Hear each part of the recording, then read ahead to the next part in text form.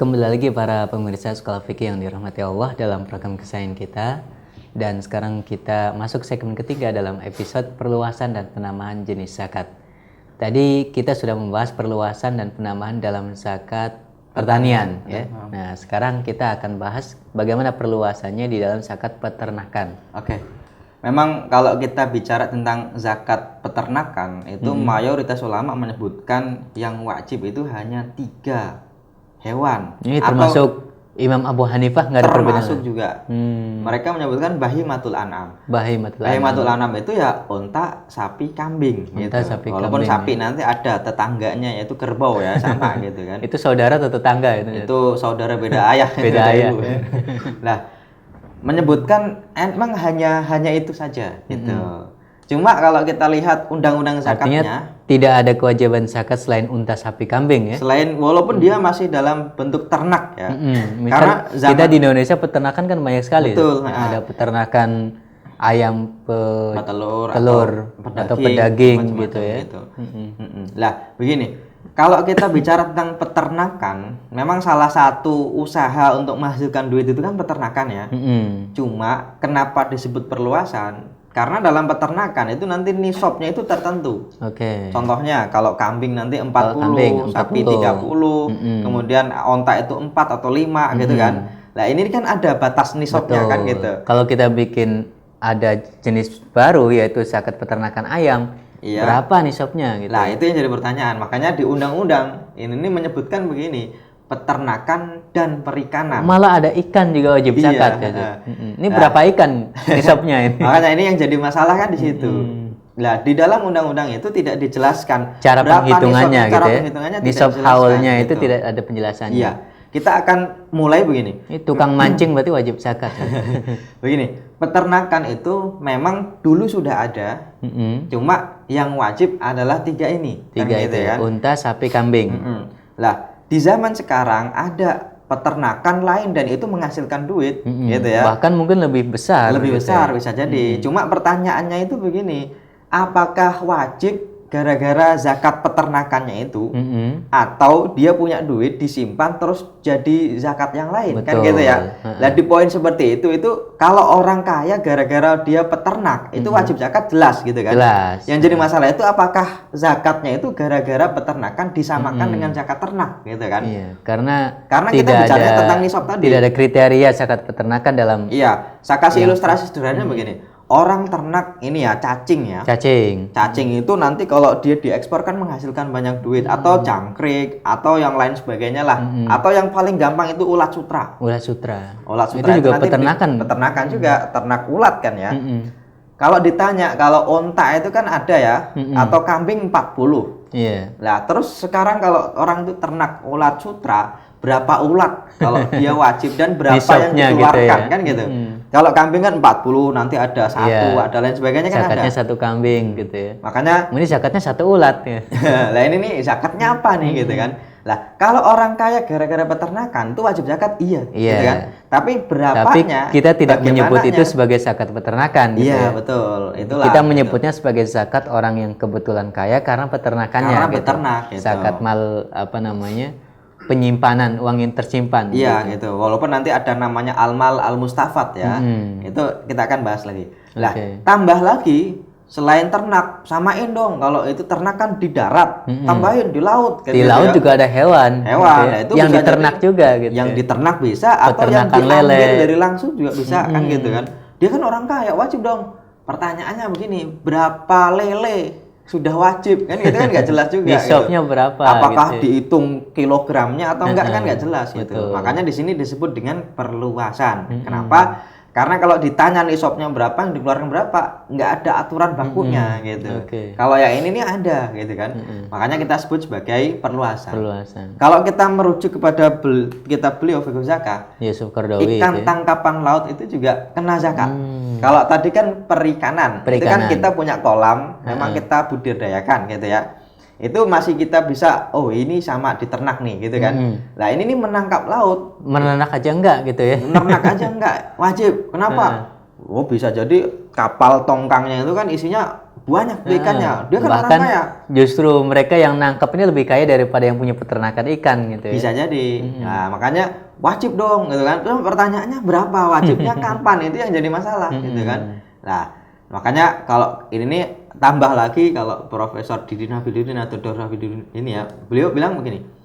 Burung walet ikan hias. Burung walet juga ada zakatnya, Ustaz. Iya, alasannya apa? Ikan Orang hias. punya walet itu kan nernak burung tuh. Orang kaya, masa nggak wajib kan gitu ya? Ikan hias itu bisa jadi mahal kan Satu gitu ya. ikannya aja Satu mahal ikannya gitu. aja mahal, masih hidup loh, belum dimasak kan gitu ya. Apalagi kalau udah dimasakin gitu ya. Malah jadi murah gitu. Nah, ini nih ikan hias juga kena zakat di buku beliau gitu kan. Burung walet ikan hias gitu ya. Kalau ini kalau ditanya nisabnya dan apa yang harus dikeluarkan bingung juga ini. Iya, makanya ini perluasan yang nggak jelas tadi. Ini nih bagaimana ngeluarinnya. Begini, kalau kita runut ke buku beliau Fiqh Zakatnya Syekh Yusuf Al-Qaradawi, beliau bilang begini, wa maqulna fil ambar wa hilyatul bahr minal lulu wa yantabi kadzalika ala ma yustad minas samak. Yaitu ma yustad minas samak, apa yang diambil dari dari ikan itu termasuk juga wajib zakat gitu kan. Ikan yang tertangkap gitu ya, ikan yang ditangkap ikan yang ditangkap di lautan itu termasuk ini dikenakan zakat gitu. Memang beliau menyebutkan waqat rawa Abu Ubaid an Yunus bin Ubaid kata Abu Umar bin Abdul Aziz. Memang beliau menyebutkan dulu katanya Umar bin Abdul Aziz itu mewajibkan juga. Tapi riwayatnya juga bukan riwayat yang tegas gitu ya. Iya. Oke, ini Abu Ubaid meriwayatkan Umar bin Abdul Aziz kan gitu kan. Lah, beliau juga menyebutkan katanya juga waqat ruwiya dzalika an Ahmad Aidon. Jadi katanya ini informasi-informasi yang nggak tegas sebenarnya ya. Iya, betul. Katanya Imam Ahmad juga gitu di kitabnya Ibnu Qudamah dalam kitabnya Al-Mughni gitu. Ini menurut Syekh Yusuf Qaradawi ya. Iya, ini penyebutan beliau di kitab beliau Fiqh Zakat seperti itu. Dan memang di Al-Mughni atau Abu Ubaid juga benar-benar meriwayatkan itu. Ya, kita akan coba lihat begini. Memang kalau kita membaca buku katanya itu kan kita harus pastikan dulu ya benar enggak gitu kan. Kita harus klarifikasi ya. Kalau kita baca secara sekilas seolah-olah Imam Ahmad bin Hanbal itu memang berpendapat seperti itu yang disebut dalam kitab Al-Mughni. Umar bin Abdul Aziz seorang tabi'in gitu juga loh kan gitu ya. Oke. Kita akan coba kalau Umar bin Abdul Aziz berarti salaf juga ada yang mengatakan demikian. Iya kan gitu ya. Lah, kita akan rujuk langsung ke kitab Ibnu Qudamah dalam kitab Al-Mughni. Malah beliau dengan tegas menyebutkan begini, wa ammas samak fala syai'a fihi bi syai'in bihalin gitu. Malah enggak samak itu ikan, enggak wajib gitu. Yang ini tidak dikutip oleh Syekh Yusuf Qaradawi ya. Itu dia yang disayangkan ya. Kadang-kadang mungkin karena mendukung pendapat beliau stabilo, wah ini saya ambil gitu ya. Ya bisa jadi kita husnudzon saja begini. Fi qauli ahlil ilmi kafatan. Kata Ibnu Qudamah itu kafah. Ahlul ilmi kafah itu menyebutkan as-samak itu enggak wajib gitu. Semua ahli ilmi mengatakan tidak ada zakat di dalam ikan. Iya, illa syai'un yurwa an Umar bin Abdul Aziz. Memang ada riwayat bahwasanya Umar bin Abdul Aziz seperti itu. Hanya saja rawahu Abu Ubaid kan gitu ya. Abu Ubaid memang gitu. Cuma waqala Abu Ubaid sendiri yang meriwayatkan bilang laisan nasu ala hada. Enggak ada itu. Kan seolah-olah tadi Abu Ubaid meriwayatkan dari Umar bin Abdul Aziz.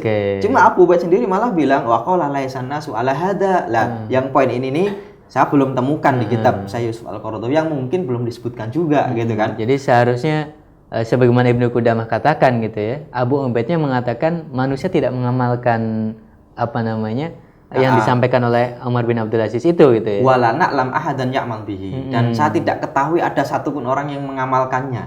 Ya, tambah waqat ruwiya dzalika an Ahmad Aidon. Memang sih kata Ibnu Qudamah katanya Imam Ahmad begitu. Wa sahih. Tapi yang benar anna hadza la syai'a fihi.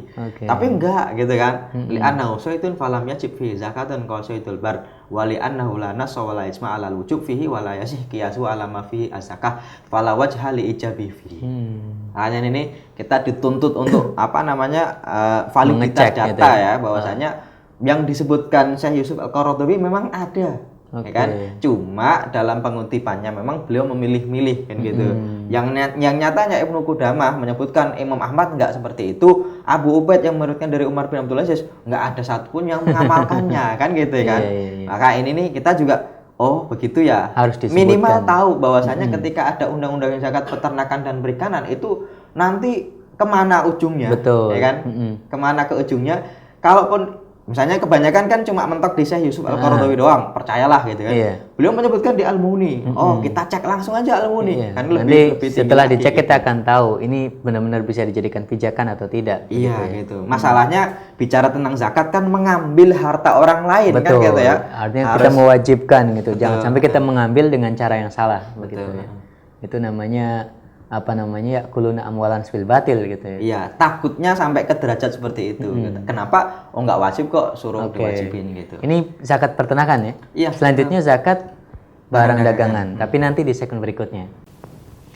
Nah, para pemirsa, bagaimana perluasan di dalam zakat urudut tijarah atau zakat barang dagangan ini? Nanti penjelasannya akan kita simak dengan sangat jelas di segmen yang keempat. Tetap bersama Sekolah Fikih.